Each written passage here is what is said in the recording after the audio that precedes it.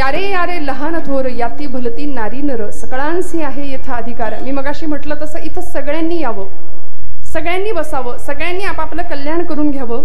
अनेकांचा असा समज आहे कीर्तनामध्ये सगळं झाल्यावर यायचं, रिटायरमेंट झाल्यानंतर इकडं वळावं की काय, म्हणजे बसलेलं उठवत नाही, उठलेलं बसवत नाही, आता खायचं म्हटलं तरी चावत नाही, अशी परिस्थिती होते. त्यावेळी मग गळ्यामध्ये माळ घालावी किंवा या प्रांतामध्ये येऊन बसावं अशी इच्छा होण्याआधी टवटवीत ज्यावेळी देह आहे ना, त्यावेळी तो देह भगवंताच्या कारणी लागावा. देह देवाचे कारणी, भगवंताच्या कारणासाठी तो देह खर्च व्हावा. शरीरम आद्यम खलु धर्म साधनम नवेश, खलु सर्वच साधनम. सगळ्याच साधन जर कुठलं असेल तर ते शरीर नावाचं, देह नावाचं साधन आहे की ज्या साधनाच्या माध्यमातून आम्ही परमेश्वराची प्राप्ती करून घेऊ शकतो. आणि म्हणून हे साधन त्या साध्यापर्यंत पोहोचण्याकरता आम्हाला संतांनी उपासना दिली, भक्ती मार्ग दिला, नामस्मरण दिलं, ध्यानधारणा दिली, व्रतवैकल्य दिली, उपासना दिली आणि कीर्तनातलं श्रवण दिलं. श्रवण भक्ती पहिली आहे. म्हणून माऊलींनी सुद्धा अधिकारवाणीने सांगितलं, तरी अवधान ऐकले दीजे मग सर्व सुखासी पात्र होईजे. आणि प्रतिज्ञा घेतली. हा खरं तर माऊलींचा स्वभाव नाहीये. इतकं रोखठोक बोलणं माऊलींच्या स्वभावात नाही. हे नामदेव महाराज बोलू शकतात, पण माऊली श्रवणाच्या बाबतीत ठामपणे बोलतात. येथ अवधान ऐकले दीजे मग सर्व सुखाचे पात्र होईजे. हे प्रतिज्ञोत्तर माझे उघड ऐका. प्रतिज्ञा घेऊन माऊली सांगतात की श्रवणामध्ये सगळ्या सुखाची गुरुकिल्ली तुम्हाला प्राप्त होऊ शकते. विठ्ठल विठ्ठल.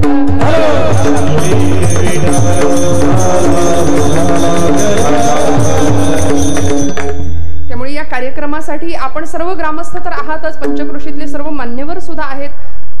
मला असं वाटतं आमदार साहेब, खासदार साहेब सुद्धा इथे उपस्थिती त्यांनी लावली. संतश्रेष्ठ जगद्गुरु देहू निवासी आणि भागवत संप्रदायाच्या कलशस्थानी विराजमान असणारे संतश्रेष्ठ तुकोबराय.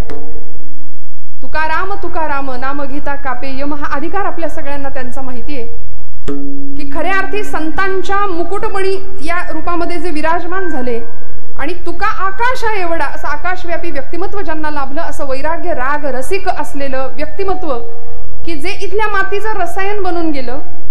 प्रचंड सुंदर भगवंताची उपासना करावी स्वतः आणि जगाला शिकवावी भक्ती शक्तीचा सुंदर संगम ज्या चरित्रामध्ये आपल्याला सापडतो, असं देहू निवासी असलेल्या तुकोबरायांचं जीवन आणि गाथेच्या रूपाने आमचा माथा सुधारावा ही त्यांनी जी केलेली आमची व्यवस्था, 3,500 ते 5,000 अभंगांच्या गाथेच्या रूपाने आज प्रत्येकाच्या हातात गाथा, ज्ञानेश्वरी, दासबोध, मनोबोध, नाथांचं भागवत हे सगळं असलं पाहिजे. कारण या सगळ्यामध्ये अतिशय सुंदर असे जीवन जगण्याची प्रेरणा किंवा वाट संत आम्हाला दाखवतायत. आणि या सगळ्या प्रपंचातून संतश्रेष्ठ तुकोबरायांनी साधं सोपं अध्यात्म, अवघडातला अवघड असलेला भक्तीचा अंश सोप्या शब्दामध्ये तुम्हाला आम्हाला दिला गाथेच्या रूपाने. अतिशय सुंदर गाथेतला प्रस्तुत कीर्तनरूपी आजच्या सेवेकरता घेतलेला अभंग हा सर्व परिचित आहे, सर्वांच्या पठांतरातला असा अभंग आहे. मी नेहमी असं म्हणते 4 चरणांचा अभंग 2 चरण असणाऱ्यांसाठी दिला. आपण जागेपणी ऐका बरं. 4 चरणांचा अभंग का हो? कारण 4 चरण असणाऱ्यांना त्याचा काहीच उपयोग नाही. पशुदेही, स्वर चालू ठेवा, तानपुऱ्याचा कंटिन्यू चालू ठेवा. पशुदेही नाही गती ऐसे सर्वत्र सांगती, या नरदेहीचा प्राप्ती परलोकाची. धन्य धन्य हा नरदेहो येथील अपूर्वता पहा हो, जो जो की जे परमार्थ लाहो तो तो पावे सिद्धी ते. मनुष्य देहाचे निज्ञाने सच्चिदानंद पदवी घेणे नाथ भागवतातली नाथांची प्रसिद्ध ओवी आहे. एवढा अधिकार नारायणे कृपावलोकने दिधला. मनुष्य जन्माचं सार्थक आहे की आम्ही आमचा उद्धार करून घेऊ शकतो, कारण मुळातच जीवन आमचं अपूर्ण आहे. मनुष्य जीवन हे अपूर्ण आहे आणि जीवाला पूर्णत्वाची ओढ लागावी. मग पूर्ण काय आहे हो? पूर्ण काय आहे? शास्त्रकार म्हणतात पूर्ण ब्रह्म आहे. ओम पूर्णमद पूर्णमिदं पूर्णात् पूर्णमुदच्यते पूर्णस्य पूर्णमादाय पूर्णमेवावशिष्यते. वैदिक गणित सांगितलं आम्हाला शास्त्रकारांनी की पूर्ण ब्रह्म आहे आणि अपूर्ण असलेल्या जीवानी त्या पूर्णत्वापर्यंतचा प्रवास आमचा झाला पाहिजे. मग त्याकरता भक्तीचं सर्वश्रेष्ठ आणि सर्वात सुलभ असं साधन संतांनी आम्हाला दिलं. फार काही जपजप्य करू नका म्हणाले.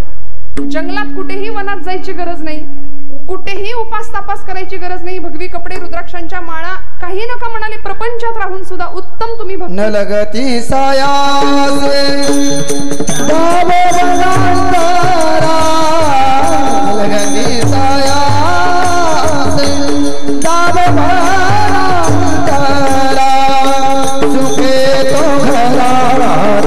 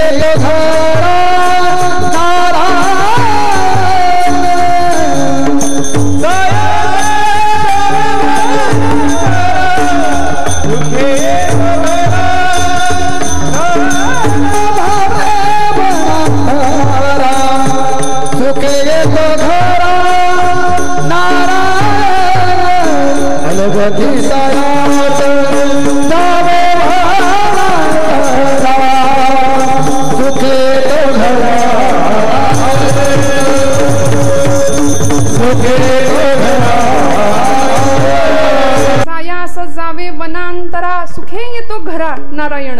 येथ मनाचा मारून करिता, इंद्रिया दुःख न देता. येथ मोक्ष असे आयता, श्रवणाची माझी. माऊलींनी सोपी वाट दिली. खरं तर सकल संतांनी आम्हाला सोपा मार्ग सांगितलाय भक्तीचा आणि परमेश्वराच्या प्राप्तीचा. प्रस्तुतच्या अभंगामध्ये तुकोबरायांनी आम्हाला जीवनामध्ये जन्माला आल्यानंतर नेमकं साठवायचं काय, नेमकं मिळवायचं काय आणि प्राप्त काय करायचं याचा अतिशय सुंदर खुलासा केला. विठ्ठल विठ्ठल विठ्ठल.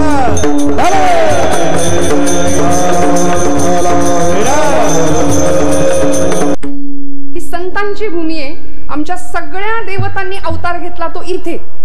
भारत, भारत या शब्दाचा अर्थच असे, भा म्हणजे बुद्धी आणि रत म्हणजे रत असलेला, नम्र असलेला, बुद्धीच्या ठिकाणी जो रत आहे असा भारत.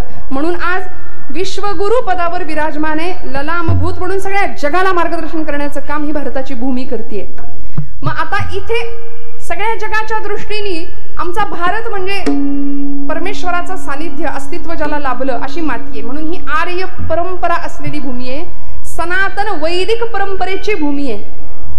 या भूमीमध्ये शेकडो शास्त्र ग्रंथकार होऊन गेले, उपनिषदकार होऊन गेले, अनेक पुराण, अनेक वेद, अनेक शास्त्र, संत वाङ्मय या सगळ्यामधून माणसाच्या मनाची मशागत करण्याचं काम आमच्या सकल संतांनी, महापुरुषांनी, विचारवंतांनी सगळ्यांनी वेळोवेळी केलं. पदोपदी मार्ग दावूनी गेले आधी दयानिधी ते संत.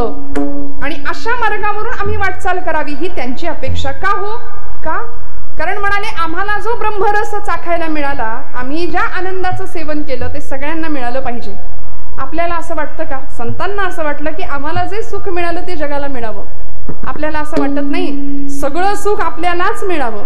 समाजाचं तिकडे वाटोळ का होईना, बांगलादेशला तिकडे आग का लागेना, नाहीतर कुणाचं काही का होईना, आमचं घर, आमची मुलं बाळ, आमचा प्रपंच, आमचा जमीन जुमला, आमचा बंगला, आम्ही सुखी, सगळं सुखी. पण ज्ञानोबांनी विश्वबंधुत्वाची, विश्वव्यापकताची, व्यापकतेची आणि वसुधैव कुटुंबकत्वाची भूमिका इतकी सुंदर पद्धतीने मांडली की हे विश्वची माझे घर, ऐसी मती जयाची स्थिर, किंबहुना चराचर आपणची जाहला. म्हणून सगळ्या जगाला कुटुंबामध्ये बांधलं. हे विश्वची माझे घर म्हणाले ज्ञानोबराय. त्यामुळे आता असं घर किंवा काय साठवणूक करायची, संतांनी काय साठवलं?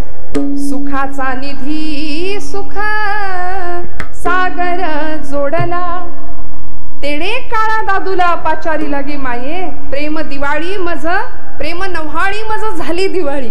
संतांनी जोडलं, संतांनी जपलं. काय मिळवलं, काय साध्य केलं?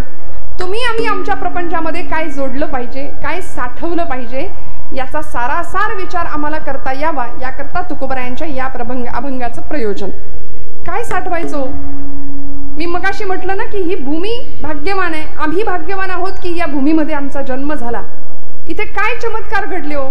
इंद्रायणीचे पाणी नाही केव्हाच आटले, ज्ञानोबाच्या आळंदीत पाय भिंतीला फुटले, पाय भिंतीला फुटले. सावत्याचा शेतमळा भोळ्या भक्तीने फुलला, सावत्याचा शेतमळा भोळ्या भक्तीने फुलला. जनाबाईच्या जात्याला हो, जनाबाईच्या जात्याला हात विठ्ठलाने दिला, हात विठ्ठलाने दिला. दरीखोरीचे मावळे होते शूरतेचे शेले, दरीखोरीचे मावळे होते शूरतेचे चेले. हात तुटताच रणांगणी हो, हात तुटताच रणांगणी, ढाल बनायचे शेले, ढाल बनायचे शेले. हे या भूमीचं सामर्थ्य आहे. इथे पराक्रम अनेकांनी केला. छत्रपती शिवप्रभूंसारखा एक करता राजा महाराष्ट्राला लाभला आणि तो देण्याचं काम सुद्धा तुकोबरायांनी समर्थांसारख्या संतांनीच केलं बरं का. वेळोवेळी जडणघडण, आमच्या मनाची मशागत, आमचं मन, आमची बुद्धी आणि आमचं मनगट हे सगळं प्रबळ राहावं. इथल्या तरुणांचा सुद्धा मानसिक, बौद्धिक, शारीरिक सुंदर विकास व्हावा आणि अशा पद्धतीनं इथे सिंचन केलं भक्तीचं, ज्ञानाचं. अनेक संतांनी ही भूमी आपल्या सद्विचारांनी फुलवली बरं का. मग इथे आल्यानंतर खऱ्या अर्थी काय मिळवायचं, काय जोडायचं? आम्ही सगळे जोडतो, आम्ही सगळे मिळवतो. काय काय जोडतो? प्रपंच म्हटलं की पहिला पै गाठी मारून सगळं जमवायचं. म्हणजे संसाराची व्याप्तीच किंवा अर्थच हा आहे ना. संसार म्हटलं की सगळं जमवायचं, सगळं जोडायचं. आमच्या ज्ञानोबा एकनाथ बाबा खूप सुंदर सांगतात भागवतामध्ये की प्रपंचामध्ये कसं असलं पाहिजे. आम्ही सगळं जुळवतो ना. लहान मुलींना सुद्धा अगदी लहानपणापासून सवय असते, ते भातुकलीचा खेळ खेळतात, सगळं जमवायला शिकतात लहानपणापासूनच. प्रपंच ही अशी एकमेव गोष्ट आहे की सगळं बाहेरून आणावं लागतं आणि अध्यात्म हा अशी एकमेव गोष्ट आहे की जिथं बाहेरचं काहीच चालत नाही, सगळं आहे ते आतच आहे, ते आत्म्याचं ज्ञान आहे. मग अशा नश्वर असलेल्या प्रपंचाला आम्ही जोडत बसतो, साठवत बसतो. सगळं जमवायचं, ना देवाचा, ना देशाचा, ना धर्माचा विचार. जुन्या लोकांची म्हणे, उष्ट्या हाताने कधी कावळा सुद्धा हाकलला जात नाही, नाही का. काही मंडळींच्या बाबतीत दान धर्म नाही, देवधर्म नाही, देशाचा विचार नाही, फक्त आपल्यापुरतं आयुष्यभर देहाचे चोचले पुरवून एक दिवस हा देह त्या काळाच्या तडाख्यात सापडतो. देह हे काळाचे, धन कुबेराचे, निघून जातो. मग हातात उरतं काय? तर म्हणाले कर्मानुगो गच्छती जीव एकहा. आयुष्यभर जे कर्म केलं ना ते तुमच्या माझ्या सोबत येणार आहे. शास्त्रकार म्हणाले, धनानी भूमो पशवश्च गोष्ठे, भार्या गृहद्वारी जनस्मशाने, देहश्चितायां परलोक मार्गे, कर्मानुगो गच्छती जीव एकहा. सगळं इथंच राहतं ना. धनानी भूमो जुना श्लोक आहे. भूमीत पुरलेलं धन, जुना काळ होता, भूमीतच राहायचं. पशवश्च गोष्ठे, गोठ्यातली गाई गुरं गोठ्यातच. भार्या गृहद्वारी, ती तिथेच राहणारे. जनस्मशाने, देहश्चितायाम, आयुष्यभर खाऊन पिऊन पुष्ट केलेला देह चितेवर जाईल, तोही सोबत नेता येणार नाही. शेवटी त्याची 3 चिमट्या राख होणार. मग सोबत काय येतं? कर्मानुगो गच्छती जीव एकहा. असं कर्म तुमच्या माझ्या सोबत येणार आहे. मग ते कर्म भगवंताला अर्पण करायचंय. अगा सर्वात्मका ईश्वरा. कुठलं कर्म? स्वकर्म कुसुमांची वीरा, पूजा केली होय अपारा तोषा लागी. संतांनी आम्हाला कर्मपूजेचं महत्व सांगितलं.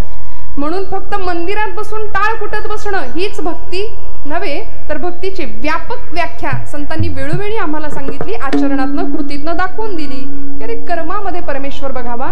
गीतेच्या अध्यायामध्ये भगवंत सांगतात, यत् करोषि यदश्नासि यज्जुहोसि ददासि यत् तपस्यसि कौन्तेय तत्कुरुष्व मदर्पणम. तू जे जे कर्म करशील ते मला अर्पण करण्याच्या भावनेने कर. आचार्य म्हणाले, यद्यत् कर्म करोमि तत्तदखिलम शंभो तवाराधनम. सगळं तुला अर्पण आहे. आणि मग असं कर्म जीवनभर केल्यानंतर शेवटी परिणाम काय झाला पाहिजे? निर्वाण षटक नावाचं स्तोत्र जगद्गुरु आद्य शंकराचार्यांनी लिहिलं. की आता त्याला आत्मषटक असंही म्हटलंय. काय वर्णन केलं? अहम निर्विकल्पो, परिणाम असा व्हावा निराकार रूपो, अहम निर्विकल्पो निराकार रूपो, विभुर्व्याप्य सर्वत्र सर्वेन्द्रियाणि, सदा मे समत्वं न मुक्तिर्न बन्धः, चिदानन्द रूपः शिवोऽहं शिवोऽहं, चिदानन्द रूपः शिवोऽहं शिवोऽहं, न मृत्युर्न शङ्का न मे जाति भेद, पिता नैव मे नैव माता न जन्म, न बन्धुर्न मित्रं गुरुर्नैव शिष्य, चिदानन्द रूपः शिवोऽहं शिवोऽहं, चिदानन्द रूपं शिवोऽहं शिवोऽहं. अशी आत्म्याची अवस्था चैतन्य प्राप्त, चैतन्यमयी आत्मा आहे ना, तो या अवस्थेला जावा. चिदानंद रूप शिवोहम शिवोहम. मी कोण आहे? मी तो आहे. त्याच्यात आणि माझ्यात भेदच नाही. जसं तुकोबराय हेच सोप्या शब्दात सांगतात. देव पहावयासी गेलो, तेथे देवची होऊनी ठेलो. ही सायुज्यता मुक्तीची अनुभूती तुकोबराय घेतात आणि आपल्या सगळ्यांना ती मिळावी. हा घाट, हा अट्टहास, ही आईची ममतेची भावना. आणि म्हणून जन्माला आल्यानंतर काय साठवायचं? ज्यांनी ते साठवलं त्यांचं पुढे काय झालं तुकोबराय सांगतात प्रथम चरणापासून. साठवेला हरे, साठवेला हरे, साठविला हरी जिही हृदय मंदिरी. तुकोबरायांनी ज्यांनी ज्यांनी हृदयामध्ये हरीला साठवलं त्यांचं काय झालं? त्यांची सरली येर झाला सफल व्यापार. एका व्यापाराची संकल्पना मांडली. कुठला व्यापार हो? तुम्हाला मला जो व्यापार माहितीये त्याच्यामध्ये नफा आणि तोटा एवढंच आम्ही बघतो. काय मिळालं आणि काय गमावलं हा नफ्या तोट्याचा व्यापार आम्ही करतो. पण संतांनी जो व्यापार केला आणि तो सफल करून दाखवला तो जन्म मरणाच्या येरझारीचा व्यापार. बरं, ती संपवली. परिणाम असा झाला पुनरपि जननम पुनरपि मरणम पुनरपि जननी जठर. याच्यामध्ये पुन्हा पुन्हा पुन्हा पुन्हा जन्माला येणं आणि या संसार चक्रामध्ये यातून कायमची सुटका झाली म्हणजे व्यापार सफल झाला. त्याकरता करायचं काय? साठविला हरी जिही हृदय मंदिरी. आम्ही हरीला साठवावं. आम्ही सगळं साठवतो पण देव नाही साठवत. गंमत आहे की नाही? आम्ही फार लबाड माणसं आहे बरं का. देवाकडून सगळं पाहिजे, देव कुणालाही नकोय. देव कुणाला नको, कारण देवाला परवा एक खूप सुंदर वाक्य वाचलं मी. म्हणाले सिर्फ स्वयं को ढूंढना काफी है, गूगल पे सब कुछ मिल रहा है. विठ्ठल विठ्ठल विठ्ठल.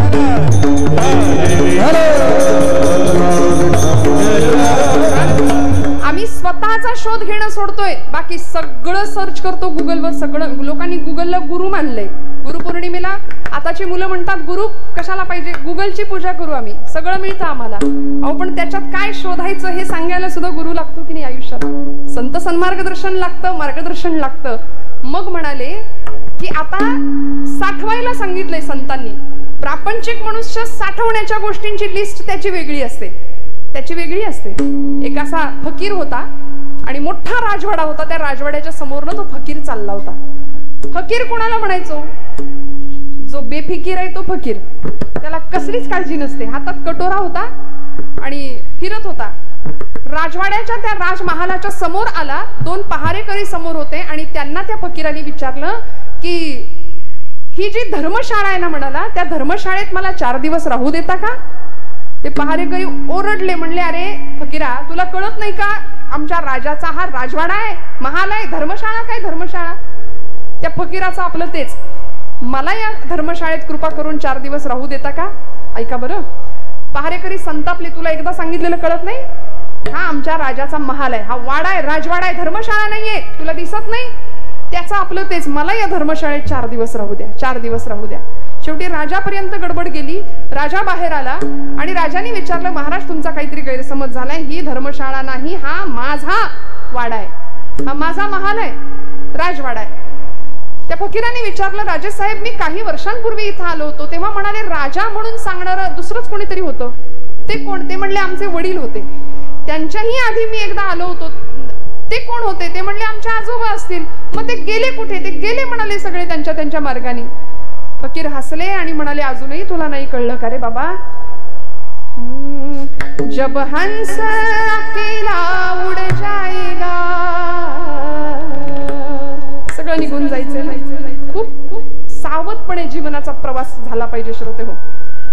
क्षणशः कणशश्चैव विद्यामर्थंच साधयेत, क्षणं त्यक्त्वा कुतो विद्या कणं त्यक्त्वा कुतो धनम. क्षण क्षण आणि कण कण किती महत्वाचं आहे. जब हंस अकेला उड जाएगा, खाली पिंजरा पड़ा रह जाएगा, खाली पिंजरा पड़ा रह जाएगा, खाली पिंजरा पड़ा रह जाएगा, खाली पिंजरा पड़ा रह जाएगा.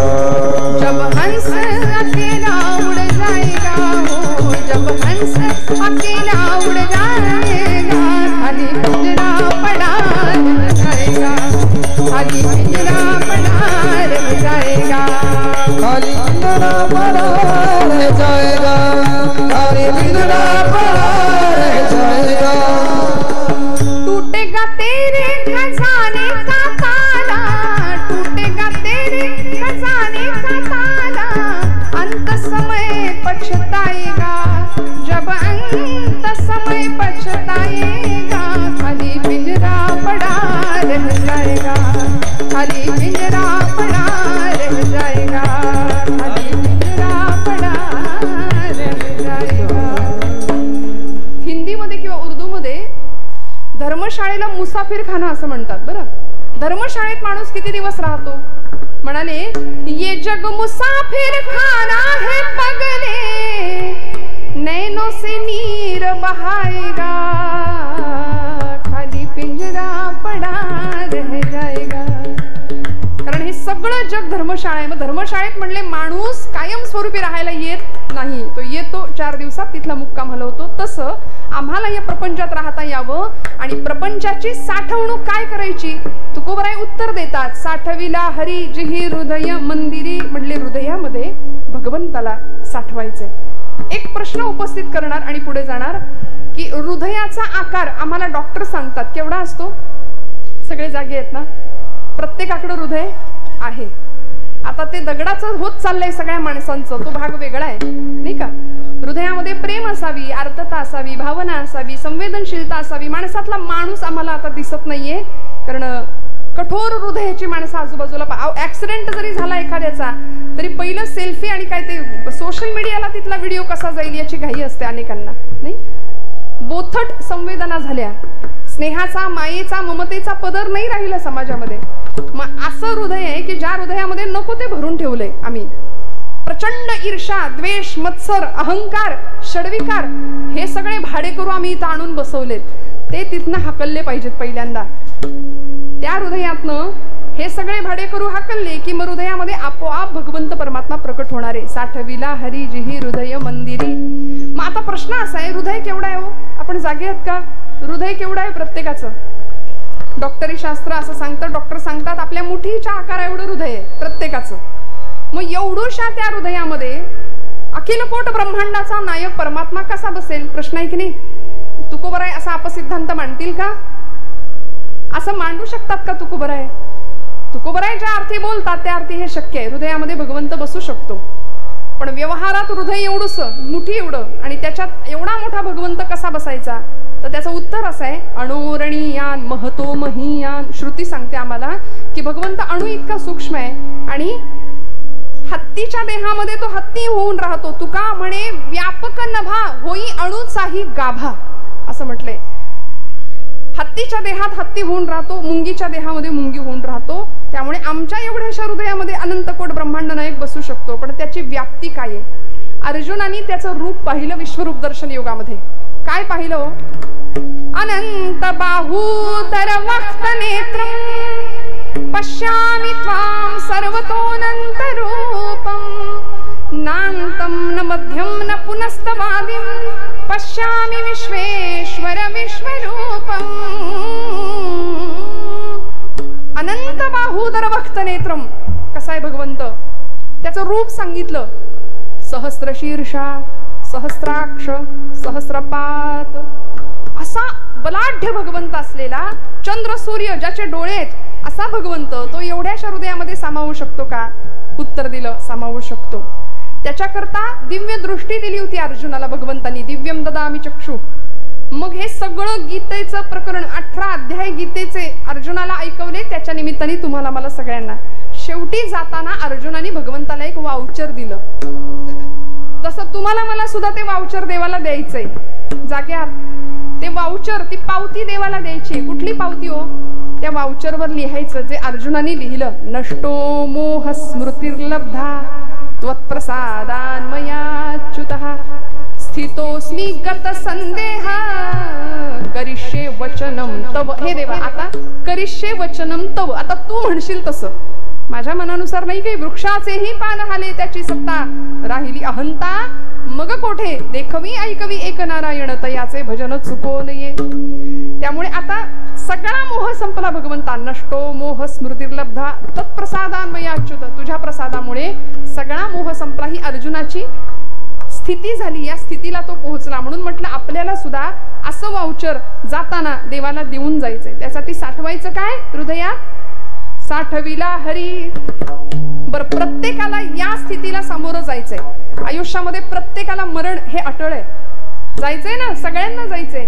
पण जगातलं सगळ्यात मोठं आश्चर्य काय? या प्रश्नाचं उत्तर यक्षराजानी धर्मराजाला विचारलं होतं. महाभारतामध्ये यक्ष प्रश्न नावाचं एक प्रकरण आहे. त्या प्रकरणामध्ये धर्मराजानी त्या प्रश्नाचं उत्तर फार सुंदर दिलं. यक्षराज म्हणाला, जगातलं सगळ्यात मोठं आश्चर्य काय? धर्मराज म्हणाला, अहन्य हनी भूतानी गच्छन्ति यम मंदिरम. ऐका बरं, आपल्यापैकी एखादा माणूस निघून गेलं तर त्याला सोडवायला आप्तीय आप्तेष्ट स्वकीय जातात, बरोबर.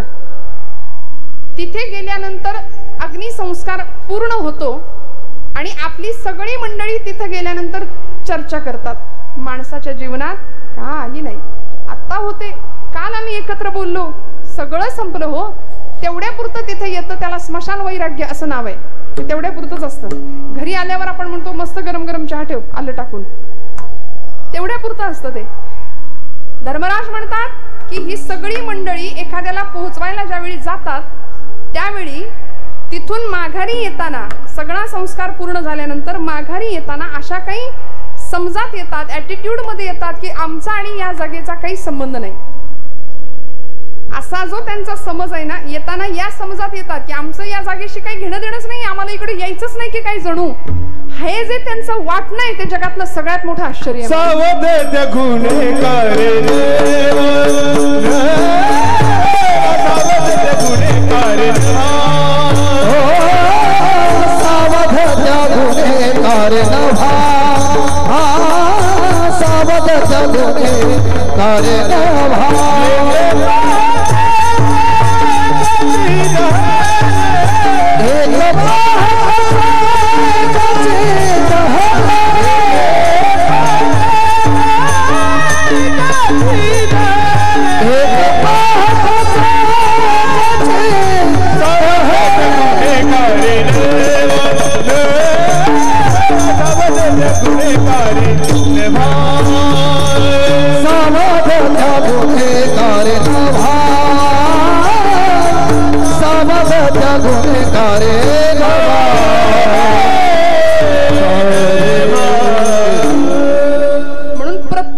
इथून जायचे ही भावना दृढ ठेवली पाहिजे. मग मिळालेला हातामध्ये वेळ किती आहे, मिळालेलं जीवन किती आहे पेक्षा कसं आहे याचा विचार आम्ही करावा आणि त्या पद्धतीनं जीवन आमचं प्रवास पुढे जावा. बरं, अनेक महापुरुष या जगात होऊन गेले. प्रत्येकाला आयुष्य किती मिळालं. तुकोबरायांचं आयुष्य उणपुर 42 वर्षांचं आयुष्य महाराजांना लाभलं. आमचे ज्ञानोबरायांचं आयुष्य काय हो, 21व्या वर्षी संजीवन तत्वाचा आश्रय घेतला, भूमी तत्वामध्ये विराजमान झाले ज्ञानोबराय. या देशाला लाभलेले क्रांतिकारक महापुरुष 23व्या वर्षी भगवद्गीता हातावर घेऊन फासावर गेलेले भगतसिंग राजगुरू, सुखदेव, मदनलाल धिंगरा, अनंत कान्हेरे, वीर सावरकर या सगळ्यांच्याच बाबतीमध्ये जर आपण पाहिलं तर जेवढं आयुष्य मिळालं ना ते भगवंताच्या, देशाच्या, धर्माच्या चरणी सार्थकी लावलं.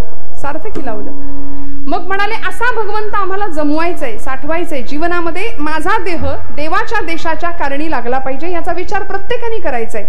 आता भगवंताला साठवायचं, त्याला हृदयामध्ये पाहायचं. तुकोबराय म्हणतात, पाहिली पुराणे धांडोळीली दरुशने, एवढ्या सगळ्यातनं मी अर्क शोधून काढला आणि हे विधान केलं, साठविला हरी जिही हृदय मंदिरी.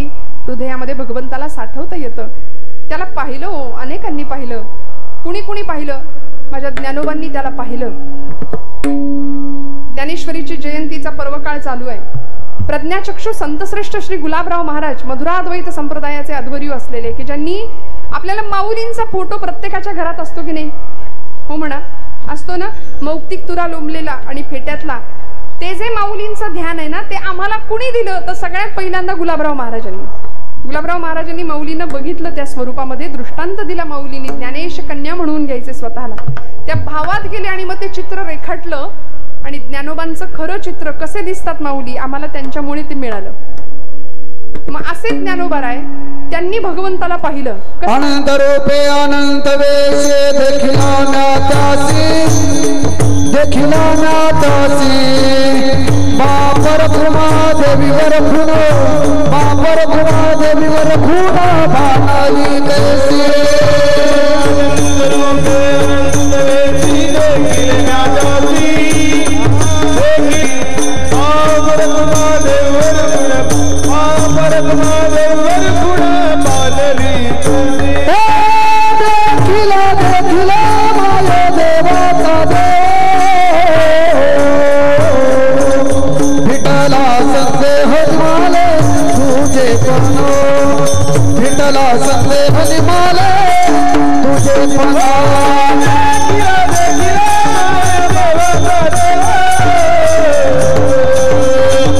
विठला संदेह माले तुझे पनो विठला संदेह माले तुझे.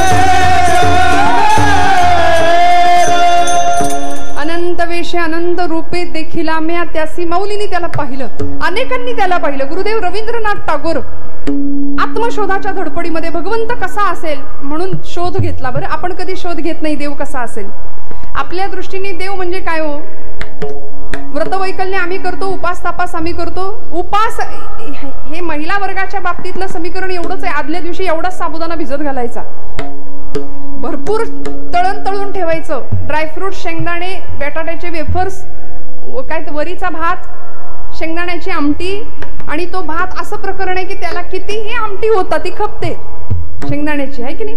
किती वाट्या चालल्यात पोटात, याचं काही गणित आपल्याला लागत नाही. आणि एवढं सगळं कॉन्क्रीट जाम करून दिवसभर असा चेहरा असतो की काही गिळलंच नाही आम्ही, जणू उपास आहे उपास आहे उपास आहे. हे असं लबाड अध्यात्म आहे आमचं.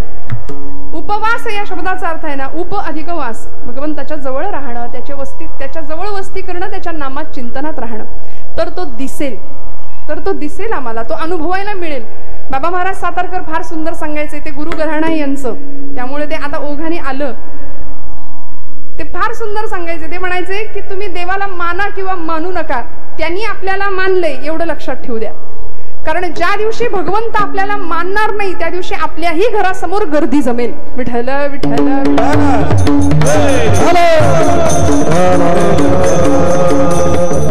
एकदा ते आत्मतत्व जर इथून निघून गेलं तर काय शिल्लक राहतं या देहाला? कोण विचारतं मला सांगा? अहो, नावानी सुद्धा हाक नाही मारत. बॉडीला इकडे उचला म्हणतात, बॉडी इकडे न्या, बॉडी तिकडे न्या.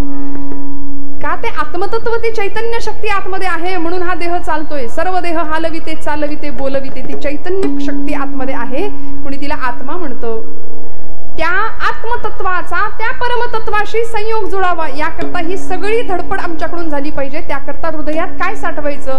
साठविला हरी.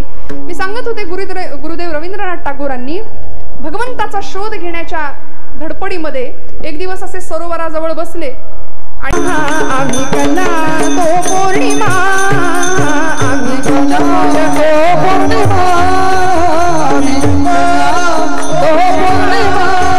आम्ही चकोर हरिचंद्रमा, आम्ही चकोर हरिचंद्रमा, आम्ही चकोर हरिचंद्रमा.